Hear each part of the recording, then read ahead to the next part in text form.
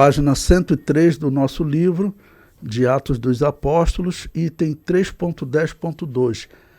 Paulo perante o Sinédrio. Bom, perante o Sinédrio era um local que o apóstolo Paulo, ele muito provavelmente conhecia uma grande quantidade deles ali. Bom, estamos próximo do ano 57, como eu falei com vocês, Jesus morreu lá no ano 29, ano 30. Ano 30 o apóstolo Paulo estava perseguindo os cristãos, então 27 anos tinham se passado. O Sinédrio, o que é? Para vocês poderem entender, é a corte judaica. Ele vai ser levado diante da corte judaica. Bom, aí no livro eu comento.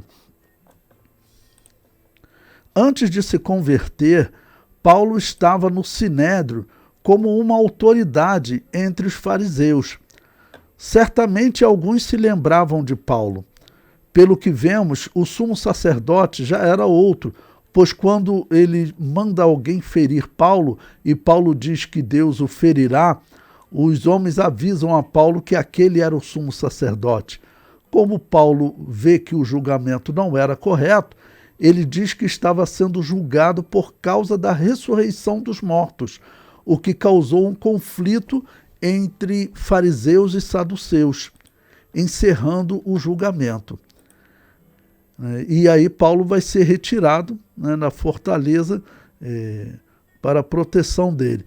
Bom, explicar, antes até de nós lermos o versículo 30 em diante, por que dessa divergência? Os saduceus, eles não acreditavam em ressurreição porque eles só aceitavam os 5 primeiros livros da Bíblia, né, os livros escritos por Moisés. E eles diziam que esses livros, Gênesis, Êxodo, Levítico, Números e Deuteronômio, ele diz que esses livros, eles não tratavam sobre ressurreição em nenhum ponto deles.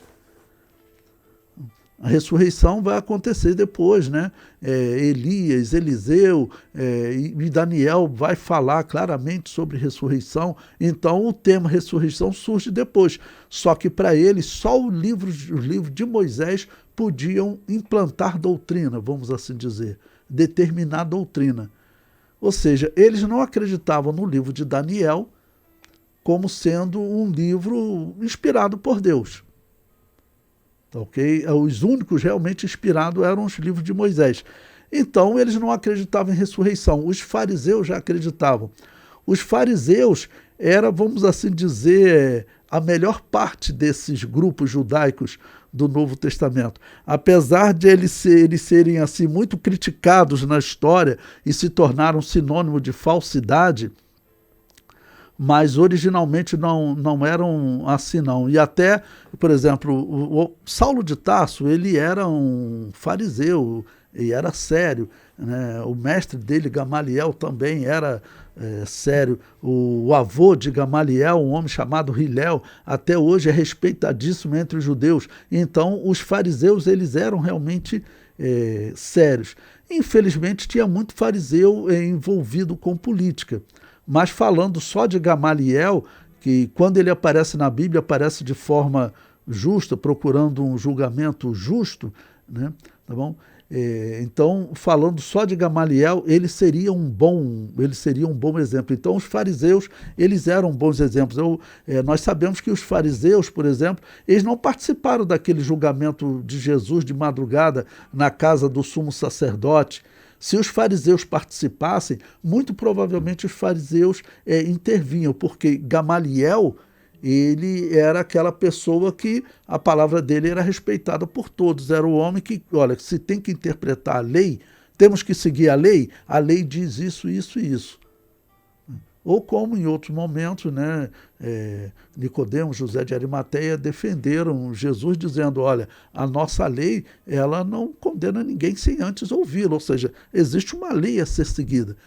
E quando Gamaliel falava, ele era a grande voz. Bom, nesse momento, lembre-se, Gamaliel não está mais vivo, mas o filho de Gamaliel, que é um homem também de destaque na história, ele é chamado até de Gamaliel II, ele é que liderava os fariseus nesse período. Bom, vamos ler então Atos 22, versículo 30, para falar desse julgamento perante o Sinédrio. Olha, no dia seguinte, querendo saber ao certo a causa por que era acusado pelos judeus, soltou-o das prisões e mandou vir os principais dos sacerdotes e todo o seu conselho. E, trazendo Paulo, o apresentou diante deles. O provável é que eles vão planejar uma maneira de matar Paulo, né? Porque os textos anteriores já disseram isso, tá ok? Então, esse é o mais provável. Bom, então assim terminou o capítulo 22 e prossegue no capítulo 23, o versículo 1. E pondo Paulo os olhos no conselho, disse: varões irmãos, até o dia de hoje tenho andado diante de Deus com toda boa consciência. Mas o sumo sacerdote Ananias mandou aos que estavam junto dele que o ferissem na boca.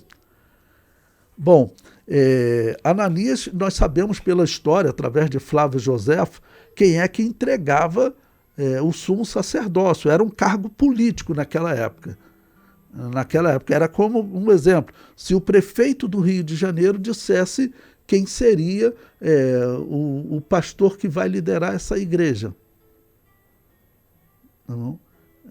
Ou seja, era um cargo político. E aí essas pessoas que estavam liderando, que estavam como sumo sacerdote, eram políticas. E a política no mundo dos homens, infelizmente, ela acaba gerando corrupção. No mundo dos romanos era muito comum. A corrupção política em Roma era muito comum. Então eram pessoas, infelizmente, corruptas. E quem é que tinha colocado ele, esse Ananias, segundo a história? Lembra daquele Herodes que morreu comido de bicho? O filho dele, aquele Herodes que morreu comido de bicho, ele é conhecido na história como Herodes Agripa I. O filho dele, Herodes Agripa II, foi ele, tá bom, que colocou esse Ananias como sumo sacerdote. Então, olha o tipo de político com quem Ananias andava, tá bom? Então, o sumo sacerdote Ananias, que estava lá porque Herodes Agripa II, filho do Herodes que morreu comido de bicho, tinha colocado ele. Ele já manda agredir o apóstolo Paulo. Tá ok? Versículo 2. Agora vamos ao versículo 3. Então Paulo lhe disse: Deus te ferirá, parede branqueada. Tu estás assentado para julgar-me conforme a lei e contra a lei me mandas ferir? Né? Quer dizer, parede branqueada, quer dizer, uma parede que não tinha nada. Né? Uma parede pintada de branco, uma parede que não tem nada, ou seja, você não tem nada. Era uma maneira de ofender as pessoas, né? Você diz que era um provérbio que eles utilizavam. Até se vocês quiserem anotar, eu separei aqui um versículo em que esse provérbio é usado no Antigo Testamento para a gente poder comparar com a leitura do apóstolo Paulo. Anota aí Ezequiel capítulo 13, versículos 10 e 11. Vou ler esse versículo. Ezequiel capítulo 13, versículos 10 e 11.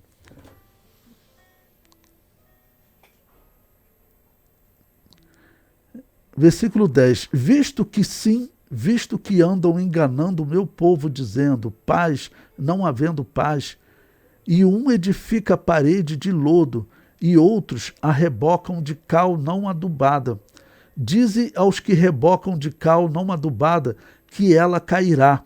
Haverá uma grande pancada de chuva, e vós, ó pedras grandes de Saraiva, caíres, e um vento tempestuoso a fenderá.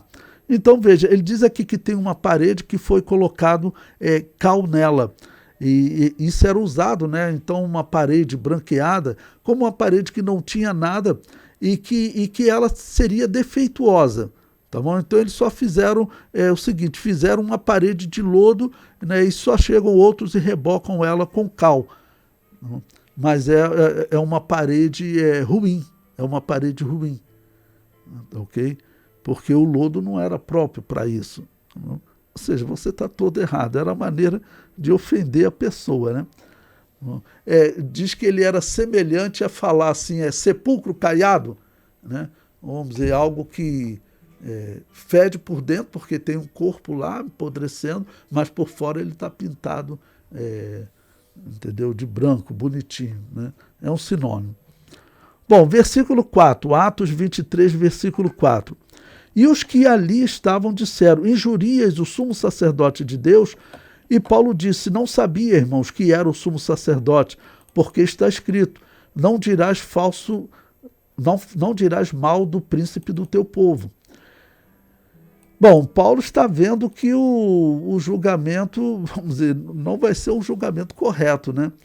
E agora ele vai usar de sabedoria exatamente para, vamos dizer, causar uma divisão naquele tribunal. Porque aquele tribunal ali, uma coisa eles estavam unidos, matar o apóstolo Paulo, pelo jeito. O julgamento não seria justo, tá bom? O julgamento não seria justo. Então, ele vai recorrer aos fariseus, porque os fariseus,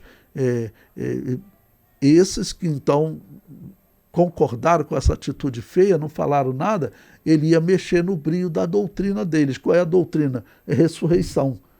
Porque essa era a grande divisão dos fariseus e dos saduceus. Os saduceus não acreditavam em ressurreição, os fariseus sim. Tá bom?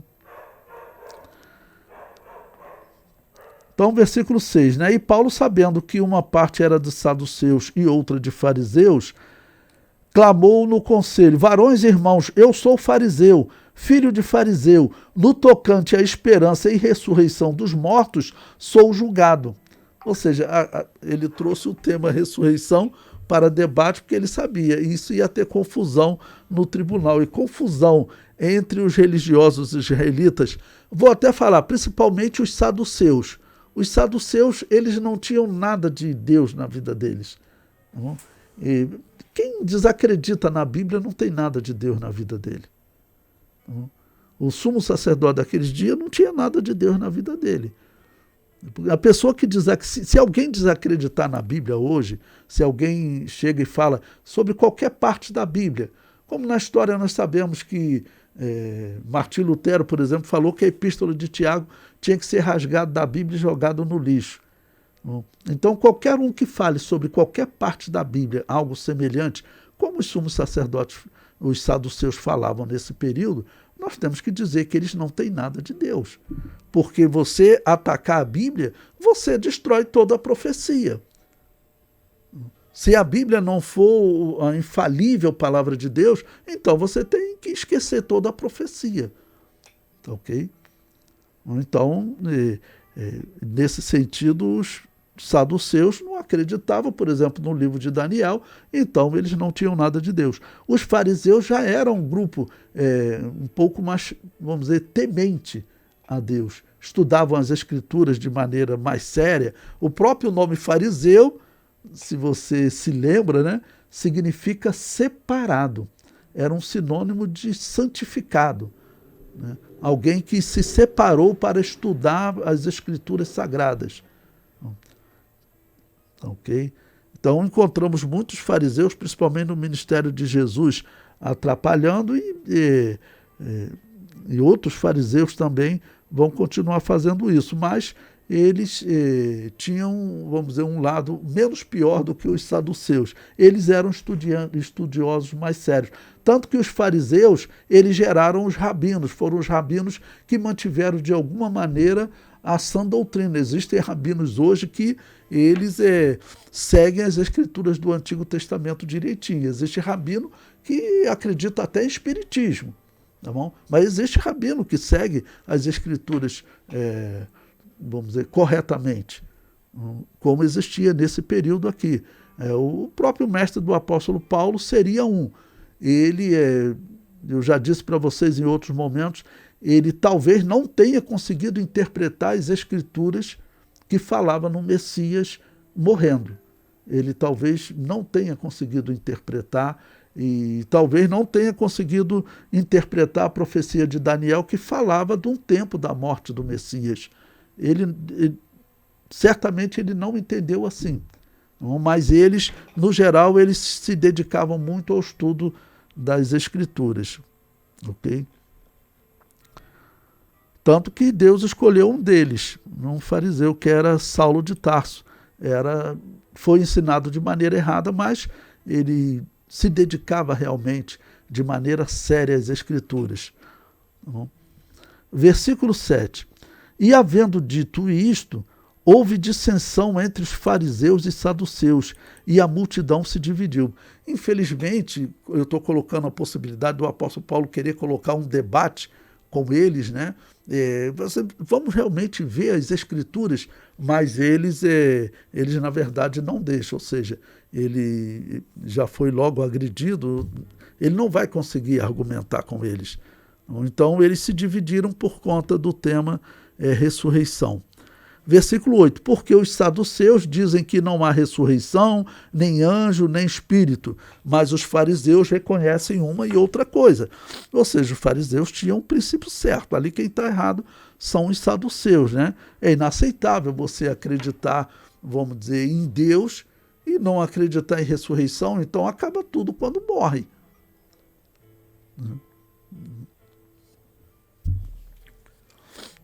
E mesmo vamos considerar, olhando para o Pentateuco, então tinha que perguntar para o saduceu. E aquele livro que Deus está escrevendo, que Moisés falou, está lá no Pentateuco, na escritura que você considera inspirada. Por que desse livro, se depois da morte não existe ressurreição, se morreu, acabou? Qual a razão desse livro? Certamente ele não vai ter explicação. Versículo 8. Porque os saduceus dizem que não há ressurreição, nem anjo, nem espírito, mas os fariseus reconhecem uma e outra coisa. E originou-se um grande clamor, e levantando os escribas da parte dos fariseus, contendiam, dizendo: nenhum mal achamos neste homem, e se algum espírito ou anjo lhe falou, não resistamos a Deus. Ou seja, aqueles que estudavam mais as Escrituras, parece que eles estão cedendo.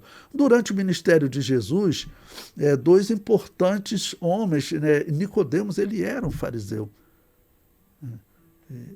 José de Arimateia, ele era um fariseu.